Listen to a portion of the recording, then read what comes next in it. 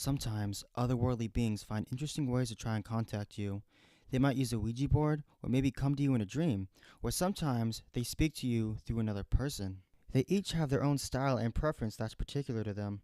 The one who contacted Jack spoke to him through his computer, or I guess you could say the communication was through on-screen text. The first time it happened, Jack had been sitting at his computer playing solitaire. A blinking red light from the router indicated his internet connection was down again. This was at least a weekly occurrence, and Jack was getting used to this spotty internet service. As he moved his cards, the game faded into a solid black screen, and the red text appeared. Hi, Jack. I need a favor from you. You're a very special person, and I know you'll help me. I can't ask this of just anyone. I really need your help. Jack paused for a second. The router light was still blinking red. Is this some sort of joke? He couldn't help but wondering. Several months later, the message continued. Yes, Jack. I know this is weird for you, but I don't want you to worry. This is just a small, easy favor I need. I'll make sure you are rewarded. Now nearly in panic, Jack reached around and pulled the internet cable completely from the wall. Still here, Jack. I don't want to waste any more of your time, so I'll get to write what I need. Tomorrow when you go to work, I need you to move the large potted plant that's next to the elevator on the ground floor. All you have to do is pull it out 3 inches from the wall. If you do it at 8:17 a.m., nobody else will be in the area. Jack sat there, refusing to respond, still trying to figure out what was happening. The writing continued. Look, Jack, I'm asking you because I know you'll do it. You won't let me down. You're special. We'll talk tomorrow. Jack pulled the power cord from the wall, and the computer went blank. Did that really just happen? He thought. Still shaking from the experience, he took a warm shower and got ready for bed, convincing himself he'd either had some crazy dream or this was just some elaborate joke. But who'd really play that kind of joke on him? He didn't really have any friends or enemies. He woke up the next morning feeling refreshed. Work should start at 8:30 a.m., and Jack was never late. He pulled into the parking lot at 8:10 a.m. Normally he'd just go right in, but the message had told him to move the plan at 8:17 a.m. Was he really going to do it? Overnight, Jack's fear had turned into curiosity. Let's say he moved the plant. He wouldn't be doing anything wrong or illegal, right? In Jack's mind, the most reasonable course of action was to move the plant. He'd do it, nothing would happen, and he'd be able to put the whole crazy matter behind him. 1 minute before 8:17, Jack left his car and walked towards the building. He entered the foyer at the exact time he was supposed to. The message was right. Nobody else was around. Odd, Jack thought. The building was normally busy this time of morning, but this temporary lull had been accurately predicted. Fine, let's see what happens, Jack muttered to himself. He walked up to the large potted plant placed firmly between 2 elevators in the lobby of the 10-story building. The plant looked like it was fake, a decoration people passed every day without really noticing. It was heavier than Jack realized. He put some might into his effort and pulled the plant out 3 inches to his best estimate. He stood back and looked at the plant, then looked around the lobby. People were coming in behind him, and now the lobby was starting to fill up again. Nobody seemed to notice the plant was in a slightly different location. Nothing seemed different at all. Jack skipped the next elevator and waited. Waited for something. But nothing happened. Finally, Jack entered the elevator and made it to his 7th floor cubicle. On time, like always. If you ever asked Jack coworkers to describe him, you'd hear words like polite, quiet, respectful, and competent.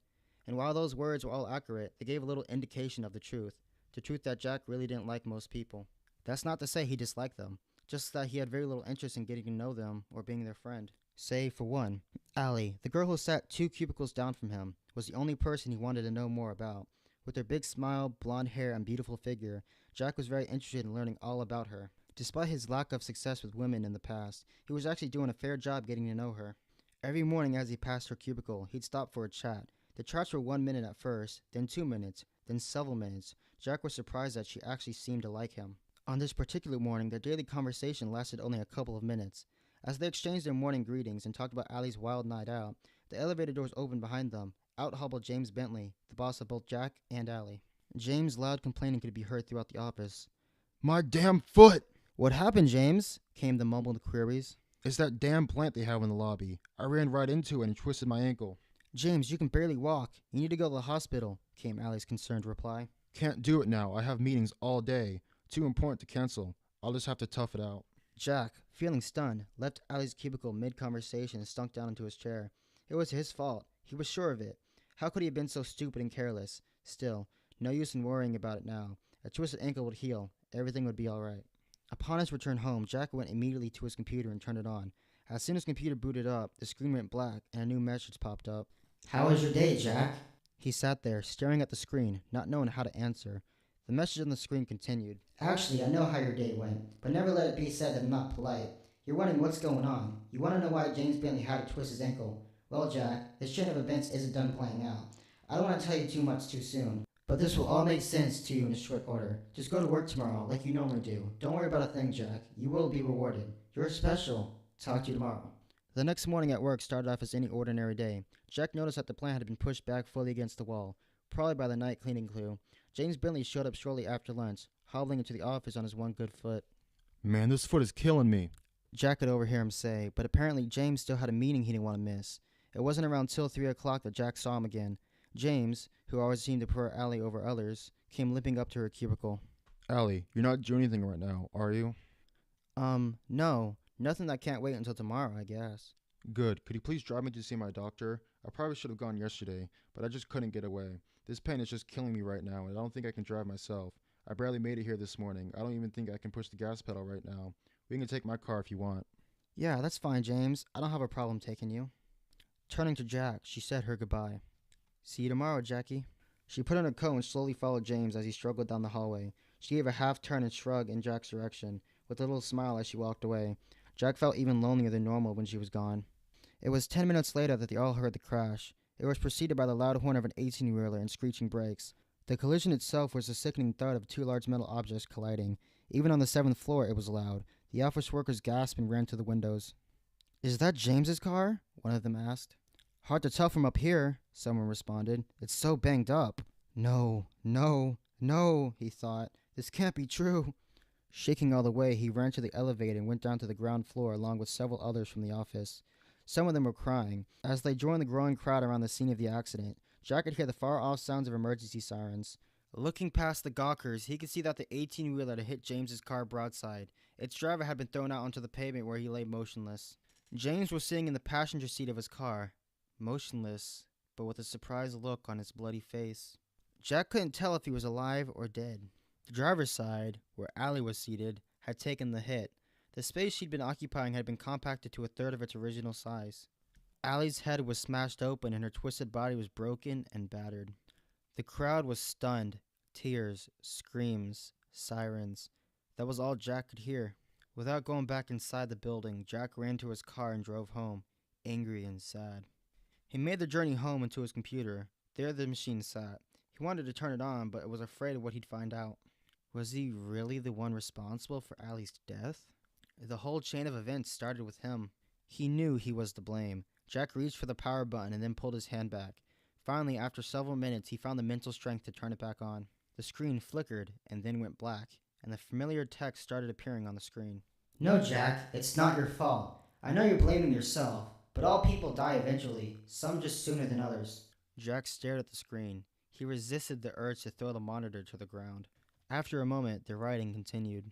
Jack, I'm going to tell you something, and I really need you to seriously consider everything I'm about to say. You thought you were in love with Allie. The truth is, you just wanted to fuck her. And please excuse my language, but every once in a great while, it's the best to be blunt.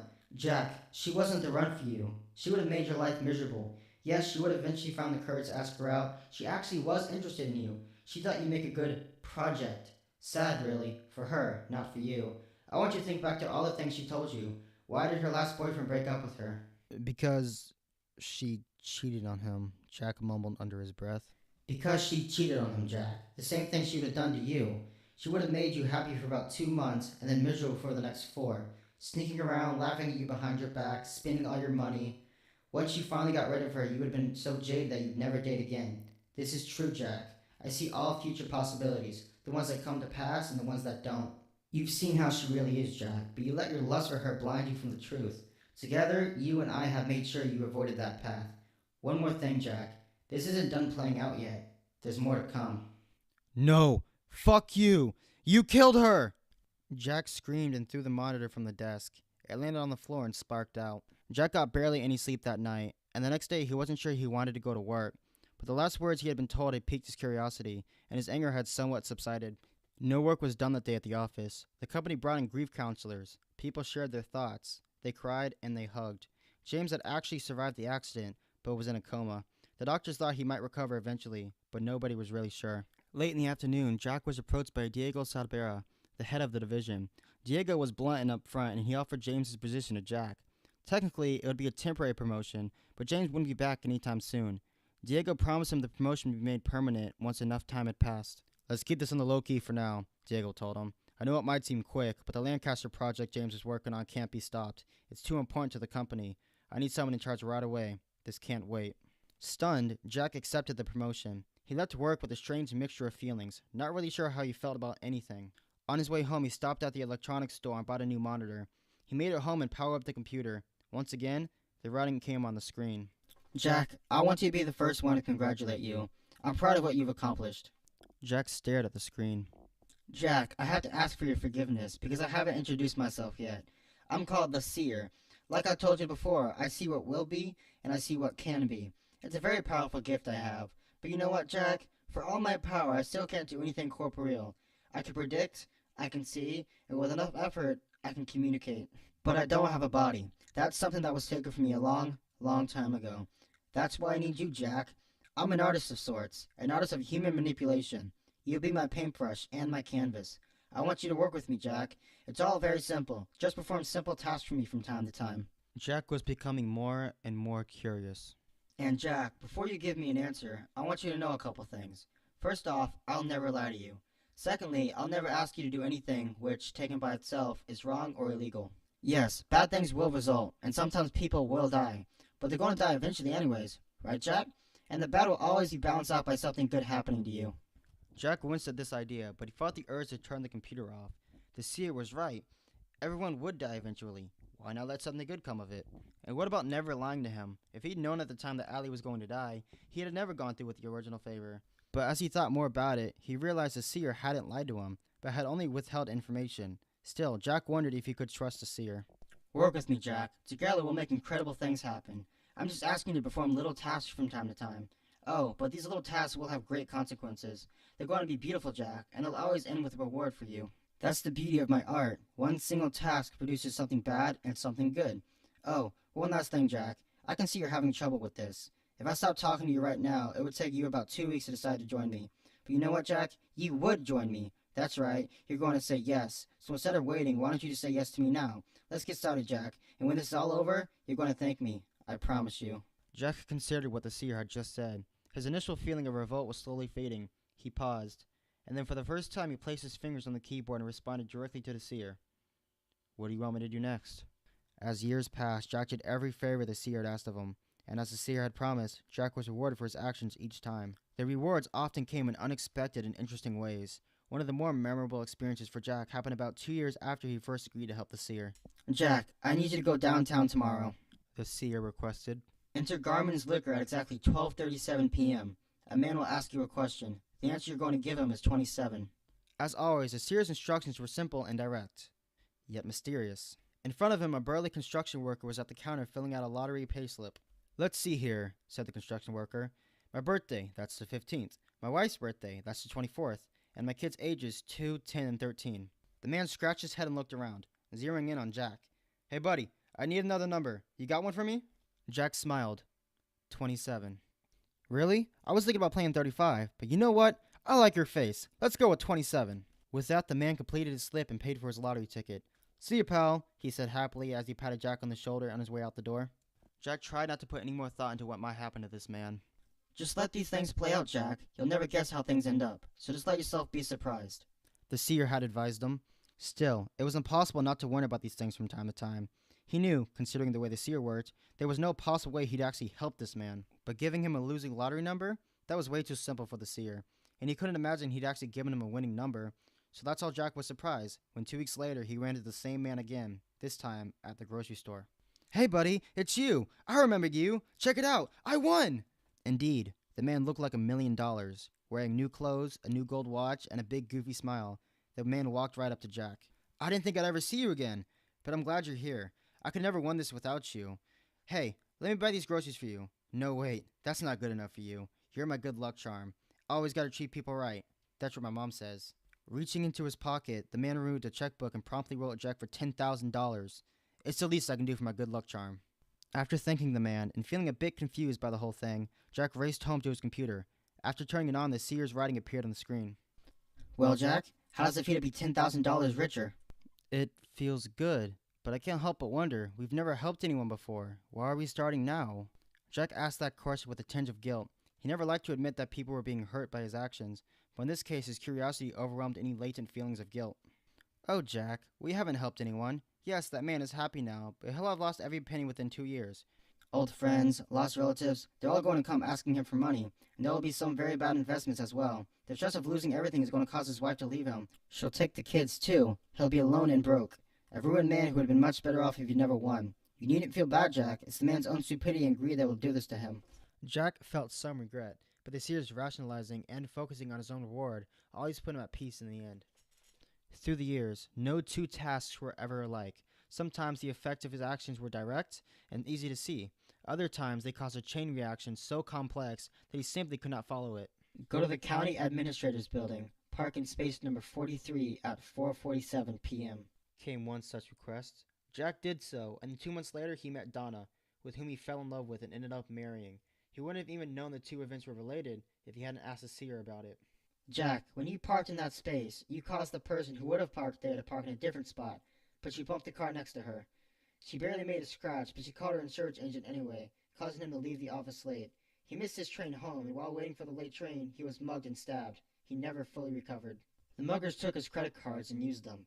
And Jack, I could keep going with this, but there's another 23 people involved. Sometimes these favors are going to be very complicated, but let's just say your action ultimately caused Donna to be in the exact right place for you to meet her. Jack's relationship with the Seer grew, though remaining mostly mysterious. The Seer divulged enough information over time so that Jack could get a generalized understanding of the Seer's history. From historical references, Jack knew the Seer was thousands of years old. When still alive, the Seer had been a powerful fortune teller and artist, who foretold future happenings through paintings. A foolish king who misinterpreted the Seer's predictions and lost a battle as a result, had the Seer executed. Unencumbered by physical senses and existing in a lonesome void, the Seer's abilities expanded exponentially. Finally learning to communicate with the living, the Seer began reaching out to those who would respond, including Jack. And of course, the Seer knew everything about Jack. In all, it was as much of a friendship as one can have with a dead person. And Jack was grateful to the Seer, too. He had a nice job, a nice house, a beautiful wife, and people respected him. He was happy, which is something he never really felt before the Seer contacted him. 12 years in total passed. 12 good years for Jack. Task after task was completed, usually about one every month. Jack, sitting in the office of his large rural house, was contacted by the Seer once again. Hi, Jack. I have a favor to ask of you. This one's the easiest yet. You don't even have to get up. Call Riago's Pizza in exactly 2 minutes. Let the phone ring 3 times, then you can hang up. Jack smiled. Nice and easy. He no longer wondered about how these tasks would play out. He trusted the Seer and simply did as he was told. Jack made the call exactly 2 minutes later. The quietness of the household was broken 30 minutes later by the ringing doorbell. That's odd, Jack thought. Neither he nor Donna were expecting anyone. Jack looked out the peephole and saw a pizza delivery boy. The logo on his cap said, Riago's Pizza. Jack opened the door.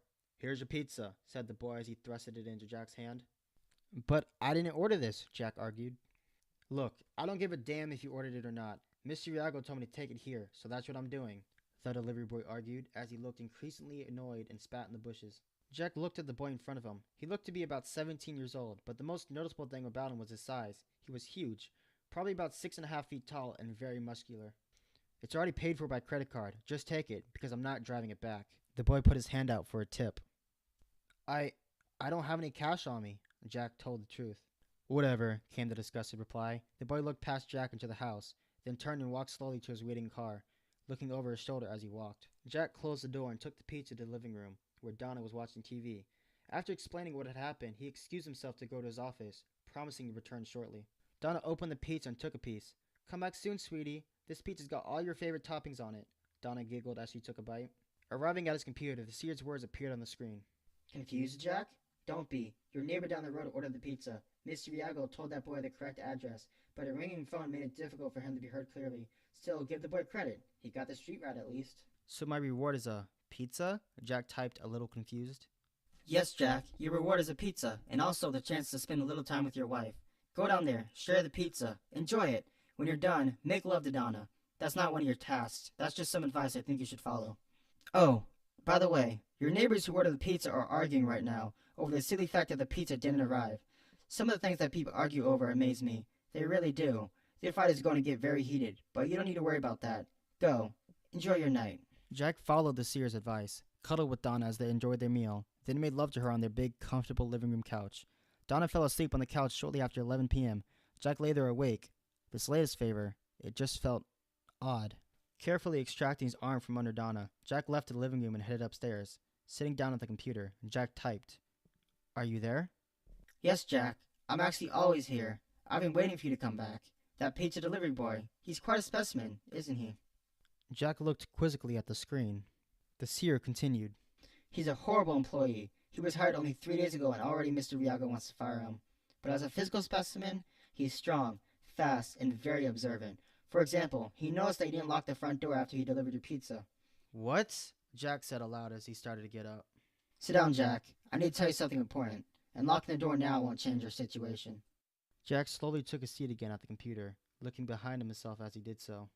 You see, Jack, it's true that I've never lied to you. Everything I've ever told you is 100% honest. But yes, I've withheld certain facts. You see, I told you that every task causes something bad to happen to someone else and something good to happen to you. But there's a third thing. There's an ultimate goal that each task was working towards. Remember Allie? Of course you do. What you probably don't remember about her is that she was helping pay her brother's way through college. When she died, he had to drop out. He was going to be a great psychologist, but now he works in a factory instead. That's really too bad for a pizza delivery boy. He could have used a great therapist a few years ago, but that good therapist wasn't there for him. Instead, he got some fruit and quack. And you remember a lottery winner? Yes, you do. He was a neighbor to our pizza boy. After he lost all his money, of course. He beat the boy senseless after the boy jumped into the street in front of his car. Quite a traumatic memory for a young lad, and his mother didn't care about that incident, didn't protect the boy at all. She couldn't, not after using all the drugs given her by your boyfriend, who happened to be one of the muggers who robbed that insurance agent. He bought the drugs with the money he made from the robbery. Do you see now the scope of my artistry? Jack sat, glaring at the monitor. He wanted to get up to check on Donna, but he was too scared to move. The seer continued, Jack, you've done over 100 tasks for me, and each one has served an ultimate purpose, to psychologically destroy this boy, turn him into a monster, and bring him here tonight. Don't you see, Jack? This involved tens of thousands of people, and billions of possibilities. If you had failed to complete even one of the tasks, the whole chain would have collapsed. This was orchestrated by me and set in motion by you. Together, we've done something wonderful. This is a masterpiece of human manipulation, our masterpiece, and it all begins and ends with you. 2 perfect points in time. Tonight, wrong address, no tip, this poor boy finally snapped. He's downstairs right now. He's slitting Donna's throat at this exact moment. "No!" Jack screamed and stood up, starting to run downstairs. Jack, stop! The voice startled Jack. It was inside his head. For the first time, the seer was talking to him directly. It was a pleasant voice, a feminine voice. You can't do anything. She's already gone. He'll be coming for you shortly, and you can't stop him. "But why?" Jack cried with tears welling up in his eyes. It's not an artistic masterpiece if it doesn't begin and end with you, Jack. Her voice was soothing. I want you to appreciate the fact that I'm talking to you directly. This requires all of my energy, and as a result, I'll have to rest for several years before I can contact anyone again. That's how special you are to me. Please don't feel bad about this, Jack. I want you to take a moment and enjoy our accomplishment as much as I do. The voice paused briefly and then continued. Do you know what, Jack? If I'd never contacted you, you would have lived for 85 years. 85 boring, meaningless, and bitter years. And when you died, nobody would have been at your funeral. I gave you 12 great, meaningful years. You were happy, and together, we did something beautiful, something unique. Jack paused a minute and considered his 12 years of happiness, and his tears of sorrow mixed with tears of joy.